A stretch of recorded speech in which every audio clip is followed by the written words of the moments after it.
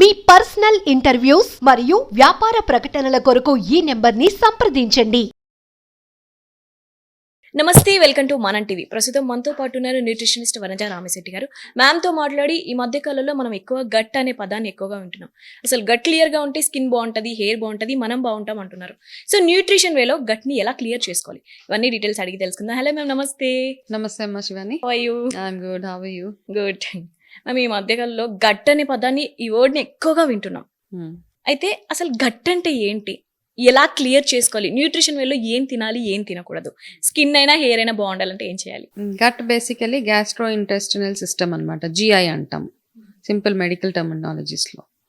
So మనకి వ్యర్థాలు బయటికి వెళ్ళిపోయే ప్లేస్. బేసికలీ మనం తిన్న వాటిలో వ్యర్థం అంటే ఈ జిఐ ట్రాక్ అంటాం, గ్యాస్ట్రో ఇంటెస్టినల్ ట్రాక్. దీనికి ఇన్వాల్వ్డ్గా స్టమక్, ఇంటెస్టైన్స్, కోలన్, ఈ మూడు రిలేటెడ్గా ఉంటాయి అన్నమాట. సో ఎప్పుడైనా చూడు, నార్మల్గా సింపుల్ టర్మినాలజీలో ఇంత ఫ్యాన్సీ వర్డ్స్ మాట్లాడలే చాలా మంది. ఈ మధ్య గట్ అంటే ఏంటి ఇట్లా అంటుంటారు. బేసిక్గా అంత డీప్గా వెళ్ళకపోయినా ఎవరికైతే అర్థమవుతుందో మంచిది.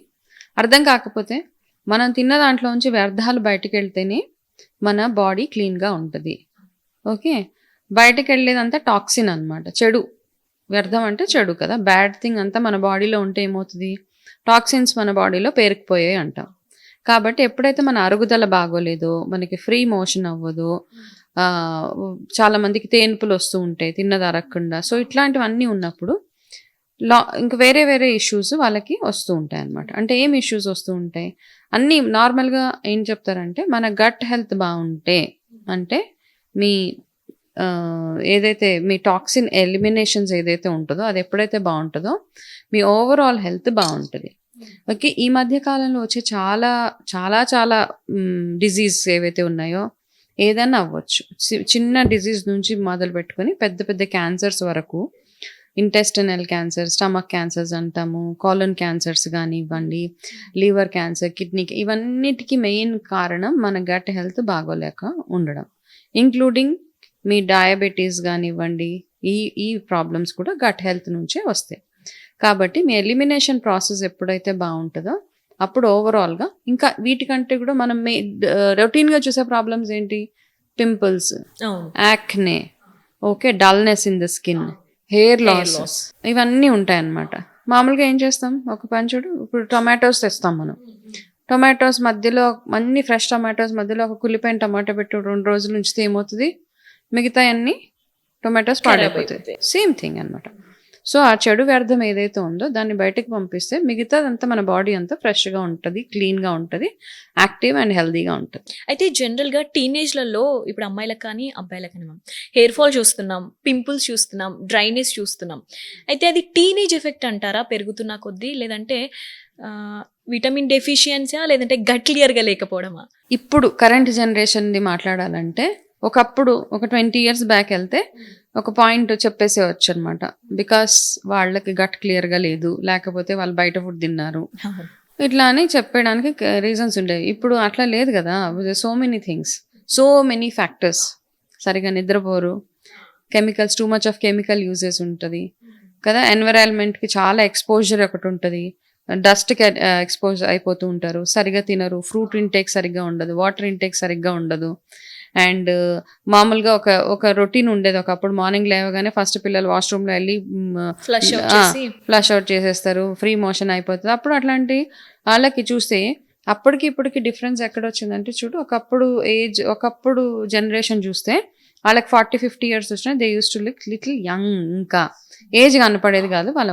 ఇప్పుడు పిల్లలకి 25 రాగానే దే లుక్ వెరీ మెచ్యూర్డ్, చాలా కొంచెం పెద్దవాళ్ళలాగా కనపడుతూ ఉంటారు, వాళ్ళు ఉన్న ఏజ్ కంటే ఎక్కువ కనపడుతూ ఉంటారు.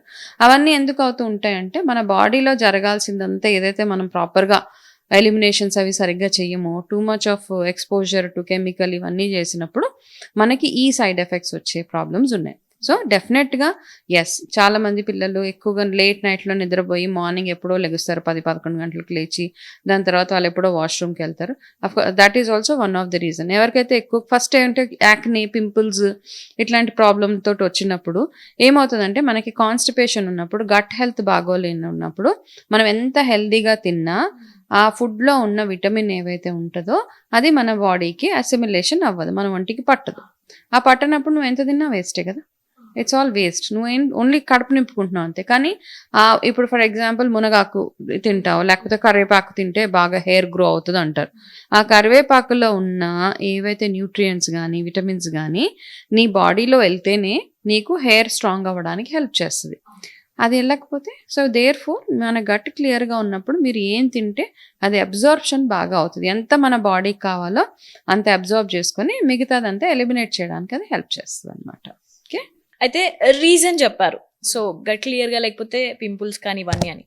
సో దాన్ని ఎలా మార్చుకోవాలంటారు? ఎలాంటి డైట్స్ కానీ ఇవన్నీ ఎలా ఫాలో అవుతే బాగుంటుంది అంటారు? గట్ హెల్త్ ఫస్ట్ క్లియర్గా ఉండాలంటే water intake is must. Okay, ఎట్లా వాటర్ అంటే వాటర్ ఇంటేక్ అంటే ఎక్కువ వాటర్ తాగేయడం అని కాదు, మన బాడీకి ఎంత అవసరమో అంత వాటర్ తాగుతూ. అంటే మ్యామ్ ఇప్పుడు ఈ మధ్య కాలంలో ఎక్కువగా ఏజ్ ని బేస్ చేసుకున్న వాటర్ తాగండి అంటున్నారు. ఈ ఏజ్ వాళ్ళు ఇంత తాగండి, ఈ ఏజ్ వాళ్ళు ఇంత తాగండి.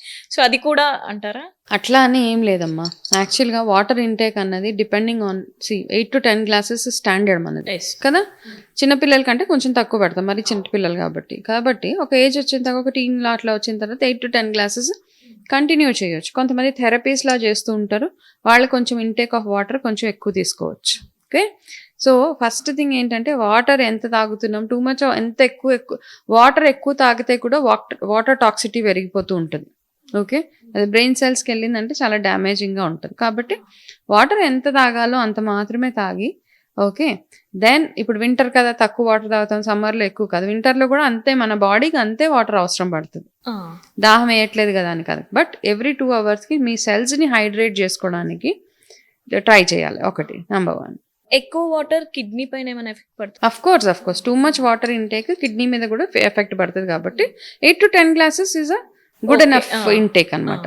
దాని తర్వాత వాటర్ ఎట్లా తాగుతున్నాము, ఒకవేళ మనం మన బాడీ మీద వర్క్ చేయాలనుకుంటుంటే కనుక చల్లటి నీళ్ళు, వేడి నీళ్ళు అట్లా కాకుండా గోరువెచ్చని నీళ్ళు రెగ్యులర్గా తాగండి. ఈవెన్ ఇన్ సమ్మర్ గోరువెచ్చని నీళ్ళు తాగితేనే మన హెల్త్ బాగుంటుంది.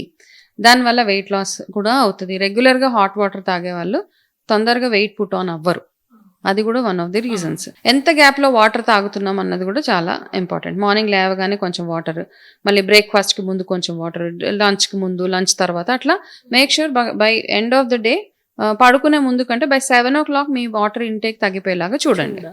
ఓకే, సో అప్పుడు నిద్ర బాగా పట్టడానికి హెల్ప్ చేస్తుంది. దాంతోపాటు ఎక్కువ ఫ్రూట్స్ ఇంటేక్, జ్యూసెస్ కంటే కూడా ఫ్రూట్ని డైరెక్ట్గా తింటే దాంట్లో ఉన్న ఫైబర్ వల్ల మన గట్ బాగా క్లీన్ అవ్వడానికి హెల్ప్ అవుతుంది. 3rd is probiotics. పెరుగు, పుల్లటి పదార్థాలు, ఫర్మెంటెడ్ ఫుడ్స్ ఏవైతే కొన్ని ఉంటాయో అవి తినడము. అండ్ అఫ్ కోర్స్ షుగర్స్ అవన్నీ కాస్త తగ్గించుకొని ఎక్కువ ఫ్రూట్ ఇంటేక్, ఆకుకూరలు అవన్నీ తింటే మన గట్ హెల్త్ బ్యూటిఫుల్గా ఉంటుంది.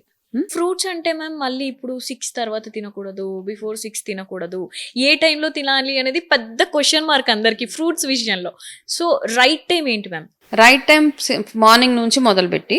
ఓకే, కొంతమంది ఓన్లీ నైట్స్లో కూడా ఫ్రూట్ తినేసి ఉంటారు. ఓకే, సో ఇక్కడ what is right, what is wrong అంటే కూడా ఇప్పుడు మన బాడీ ఒక సిస్టమ్కి అలవాటు అయిపోయి ఉంటుంది కదా. నేను 15 ఏళ్ళ నుంచి నైట్ ఫ్రూట్స్ తిని పాలు తాగి పడుకుంటాను. సో నాకు అది అలవాటు. Please go ahead with it. కొత్తగా ఎవరైతే మొదలు పెడుతున్నారో, ఇప్పుడు ఎవరో చేస్తున్నారో వాళ్ళు బాగుంటున్నారు, నేను కూడా మొదలు పెడతాను అన్నప్పుడు మేబీ వాళ్ళు అప్పుడు చూసుకోవాలి. వాళ్ళకి అది సెట్ అవ్వకపోవచ్చు. అట్లాంటి వాళ్ళు by 6 o'clock in the evening fruit intake stop చేసేయాలి. ఓకే, సో అది 2 different వేస్ అనమాట. ఇప్పుడు చాలా మందికి నైట్ ఫుల్గా తినేసి పడుకున్న మార్నింగ్ కల్లా అరిగిపోతుంది. వాళ్ళకి తరతరాల నుంచి వస్తుంది ఆ హ్యాబిట్.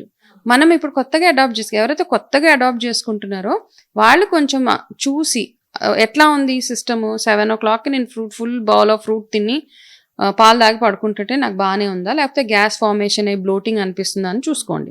ఇట్లా కూడా ఉంటుంది. అట్లా అనిపిస్తుంది బై బిఫోర్ 6 కంప్లీట్ చేసేయండి ఫుడ్.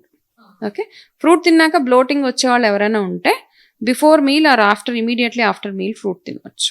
ఎస్, సో ఈ లైఫ్ స్టైల్ ఫాలో అవుతే ఎస్ గట్ బాగుంటుంది. రైట్.